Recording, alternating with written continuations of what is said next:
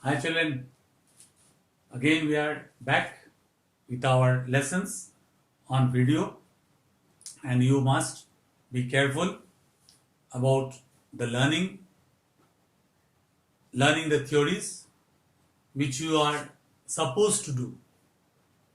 And in our previous lessons we discussed about the financial statements without adjustments, but today we will start up with adjustments. In the trading account, first let us take up the trading account, the first financial statement.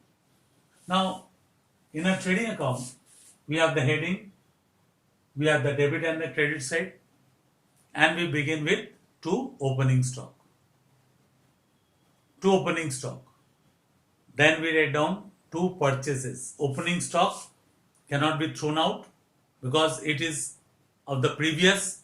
It has come down from the previous year, and previous year's closing stock is this year's opening stock. So that has to be added up with that has to be taken up, and then this year once again we need to purchase the items which we are dealing in. After that, after we do this, after this, what is done? What is to be done? There, purchases has to be taken care of. Okay? Purchases needed to be taken care of. But purchase, what must be done? The return outward must be subtracted. That is, purchase return must be subtracted. Why? We need to take the net purchase. In order to find out the profit, the net purchase or net sales has to be found out. So for that, we need to subtract it. This is one of the first adjustment of final accounts. Less returns outward. After that, see, there is a very common expense that is known as an outstanding expense. Journal entries, expense account debit, two outstanding expense. Expense account debit, two outstanding expense. That means, suppose wages is outstanding. That wages, you will find it out in trial balance. Why? Because all the accounts have been prepared of the wages and they have been transferred to the ledger, and then that balance was transferred into the trial balance. So that was taken care of, but outstanding wages was not taken care of. It has been put in the adjusting entries. So it needed to be adjusted. So where will you adjust it? It's an accrual basis of accounting, wherein you have not paid, but it belongs to this year. So it has to be added with the wages or anything, whatever is outstanding direct expenses which are outstanding, they need to be added with in the debit side with that particular expense. Then what we write? Wages, here we write outstanding, then the net effect will be transferred to the outer column.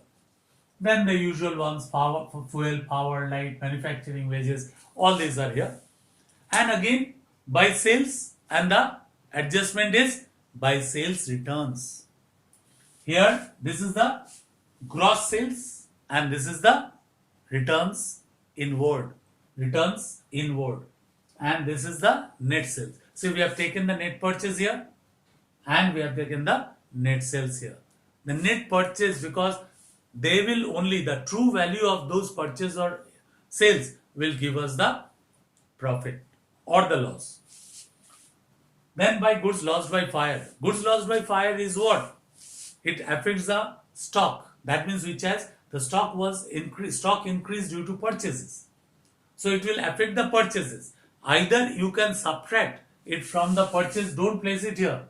You place it over here, less purchases, less goods lost by fire. You can subtract it from the purchase. But as because the stock was lost by fire, that is purchases reduced, that is why there was what? The expenses was reduced and it was credited. Credit. So it is written over, it may be written over here also. After you have finished up all the adjustments regarding a particular financial statement, you must make sure that there are no adjustment remaining of the particular financial statement. After that, you add up both the sides. If the expense side, that is the debit side, is greater than the credit side, what you do? We subtract it and get the balance and put it here in the credit side, because it is a gross loss, because debit side is heavier than the credit side. But when it is credit side is heavier than the debit side, that is income side is heavier than the expense side, then it is a gross profit, children. All of us know that expense greater than income, we have loss. Income greater than expense, we have profit. This cannot be taught, or this is very easy to understand. You have done in maths also. So this is expense and incomes on both, on the one on expense, one on the other one is income. So we compare these two sides. If this debit side is greater than the credit side, it's a loss, so we write by gross loss. And if the credit side is more than the debit side, we write to gross profit, where we transfer it to profit and loss account, to profit and loss account. Okay, profit and loss account. We write it here to profit and loss account.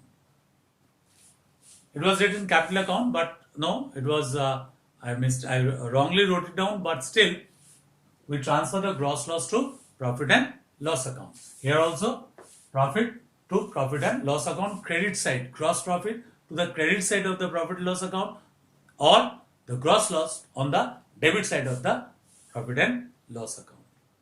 Okay, children, so you have understood what we were trying to say. The adjustments has already begun.